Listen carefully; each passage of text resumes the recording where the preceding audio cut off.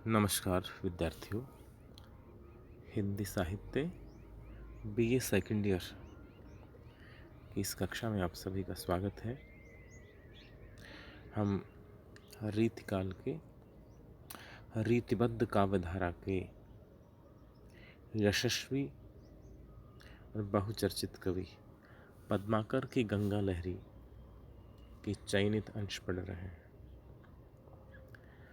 पद्माकर गंगा के प्रति असीम आस्था रखते हैं। आचार्य विश्वनाथ प्रसाद मिश्र, जिन्होंने पद्माकर की 5 पुस्तकों का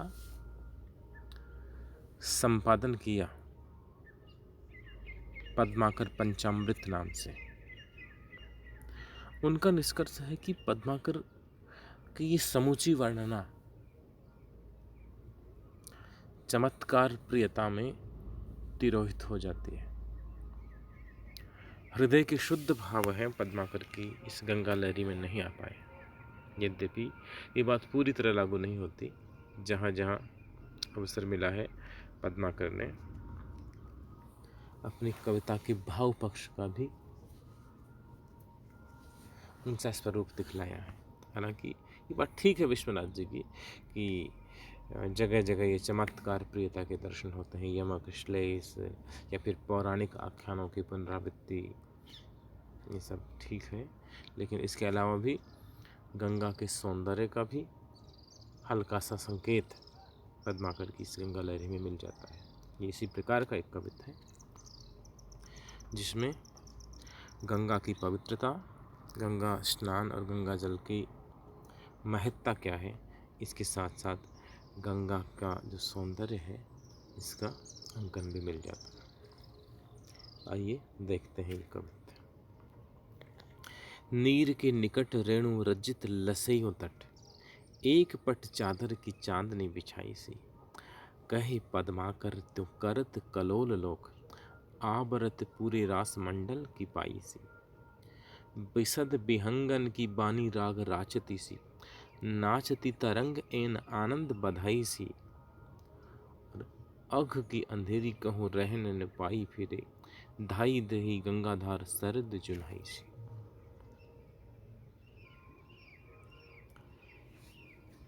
पद्माकर गंगा की छवि का वर्णन करते हैं। हमारे यहाँ नदियों के वर्णन की बहुत प्राचीन परंपरा रही है।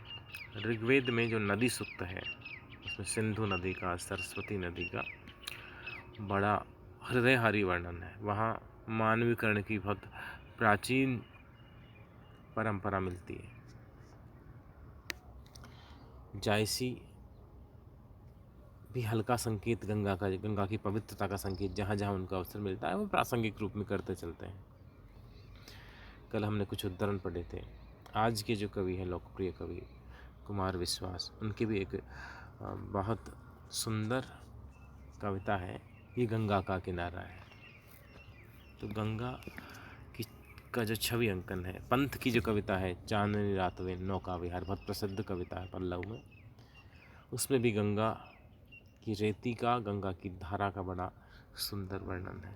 पद्माकर उसी परंपरा में पढ़ते हैं। नीर के निकट,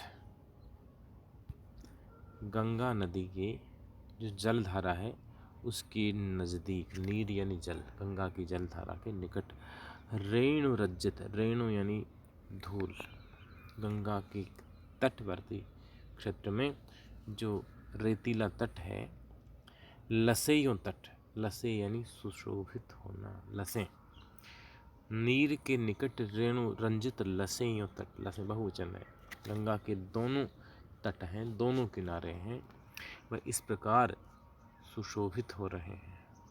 गंगा नदी के जलधार के निकट जो रेतीली भूमि है, जो कछार कह सकते हैं, जो तट है, वह इस प्रकार चमक रहा है, इस प्रकार सुशोभित हो रहा है मानो एक पट चादर की चांदनी बिछाई सी, मानो किसी ने चांदनी की चादर बिछा दी हो, चांदनी किसी ने बिछा दी हो। सुंदर रूपक दिया है। कही पद्माकर तो करत कलोल लोग। पद्माकर कवि कहते हैं कि गंगा नदी के किनारों पर, तटों पर पूरा लोक कलोल कर रहा है, क्रीड़ा कर रहा है। स्नान करने वाले लोग स्नान कर रहे हैं, पूजानुष्ठान करने वाले लोग पूजानुष्ठान कर रहे हैं, तैरने के इच्छुक और तैरने में पारंगत लोग हैं वो तैर रहे हैं। लेकिन इतना सी चीज़ें मिलकर लोक नहीं बनता। गंगा में जो जलीय जीव हैं वे अपनी क्रीड़ाएं कर रहे हैं, नौकाएं चल रही हैं, जल पक्षी क्रीड़ा कर रहे हैं। इन सब से मिलके लोक बनता है। कहे पद्माकर तो करत कलोल लोग, आबरत पूरे रास मंडल की पाई से।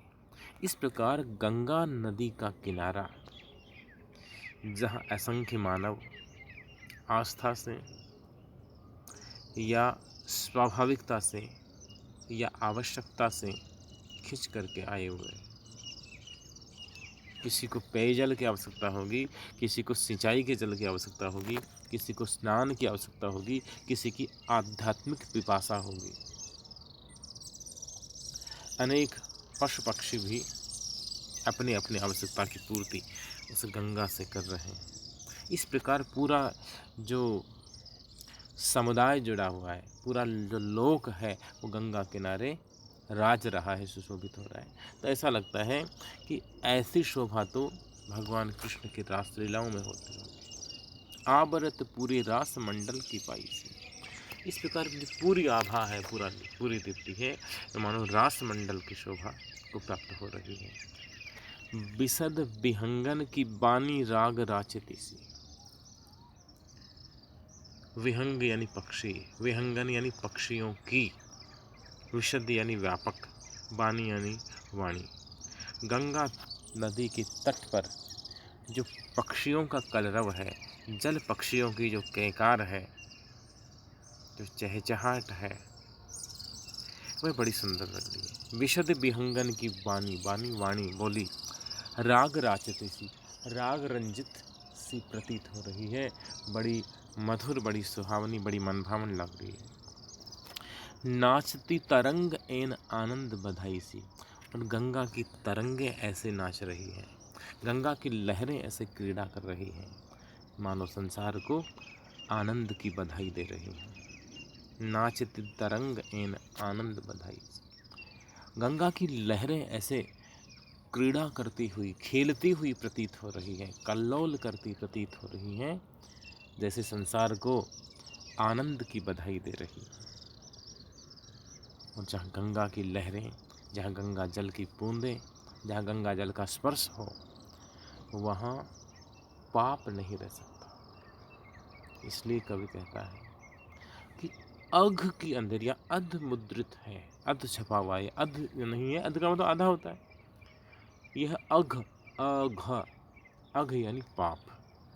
अघ की अंधेरी, गंगा को चांदनी बताया, गंगा तट पे जैसे चांदनी बिछी हो, इस प्रकार रेतीला तट, चमकती उज्ज्वल तट रेणु, चहुं दिशि गोप ग्वाल रेणु, पारंपरिक आरती याद आती है।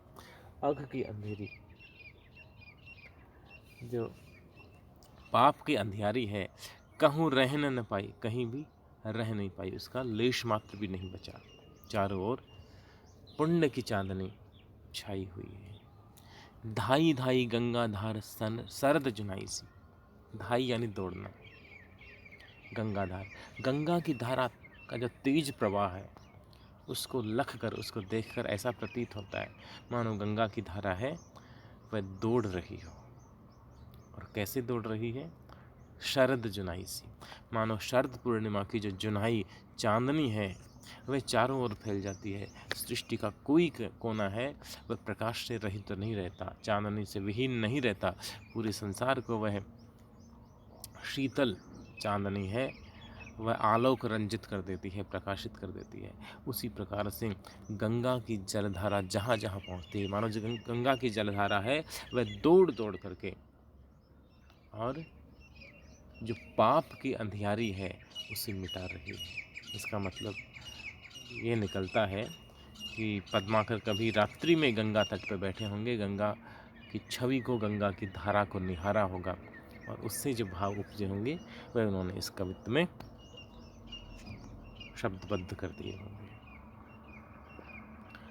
हमारे यहाँ आपके जो पाठ्यक्रम में जो ये कवित्त संकलित हैं, परीक्षा में आपकी व्याख्या का प्रश्न आता है। तो व्याख्या की 3 अंश होते हैं, 3 भाग होते हैं। उन 3 चीज़ें क्रम से मिल जाए तो व्याख्या मुकम्मल होती है, पूरा रूप लेती है। कम से कम 3 चीज़ें। पहली चीज़ है वह संदर्भ प्रसंग है, दूसरी चीज़ व्याख्या है और तीसरा भाग है वह आलोचनात्मक टिप्पणी का आता है। संदर्भ और प्रसंग को आप एक साथ लिख सकते हैं, अलग अलग भी लिख सकते हैं।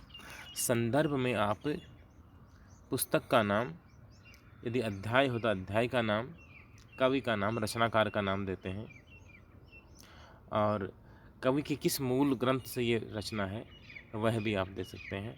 ये चीज़ हुई संदर्भ। अब जिस चीज़ की आप व्याख्या कर रहे हैं वह किससे संबंधित है, कौन सा प्रसंग चल रहा है, किस घटनाक्रम की बात चल रही है, वह होता है प्रसंग। उसके बाद में आपको एक एक शब्द की, एक एक पंक्ति की व्याख्या करनी होती है, उसे विस्तार पूर्वक समझाना होता है और सबसे अंत में आपको आलोचनात्मक टिप्पणी लिखनी होती है। पूरी कविता में विशेष बात क्या है, उसके भाव पक्ष की हो सकती है या कला पक्ष की चर्चा हो सकती है, वह आलोचनात्मक टिप्पणी में, विशेष टिप्पणी में आता है। तो आप जब आप व्याख्या करें तो थोड़ा सा आप ध्यान रखें कि आप परिष्कृत भाषा में, विशुद्ध भाषा में प्रसंग लिखें, संदर्भ दें, संदर्भ और प्रसंग के बाद में आप व्याख्या करें, फिर आलोचनात्मक टिप्पणी दें। उदाहरण के रूप में जैसे इसी कवित्त की हमें परीक्षा के अनुसार उस पद्धति पर व्याख्या करनी हो तो सबसे पहले हम संदर्भ लिखेंगे। प्रस्तुत कवि रीतिकाल के रीतिबद्ध कवि पद्माकर प्रणीत गंगा लहरी से अवतरित है, जो हमारी पाठ्य पुस्तक रीति काव्य सुमन के गंगा महिमा शीर्षक कवित्तों में संकलित है। ये इतना अंश है, ये हुआ संदर्भ।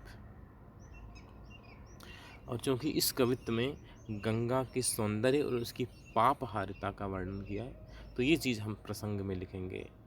प्रस्तुत कवित्त में प्रसंग लिखेंगे। प्रस्तुत कवित्त में कवि पद्माकर गंगा के जलधारा और उसके तट प्रदेश के सौंदर्य और गंगा की पापहारी छवि का वर्णन करता है, वर्णन करते हुए कहता है, ऐसा कुछ नहीं सकता। और फिर आप व्याख्या कर देंगे एक एक पंक्ति की। फिर आलोचनात्मक टिप्पणी में आप लिख सकते हो कि प्रस्तुत कवित्त पद्माकर की गंगा लहरी नामक प्रसिद्ध रचना में संकलित है। कवि ने गंगा की महिमा का अंकन किया है। पद्माकर की बहुत कम कविताओं में गंगा के सौंदर्य का अंकन हो पाया है। ये उन्हीं दुर्लभ पदों में से एक पद है, ऐसा आप लिख सकते हैं।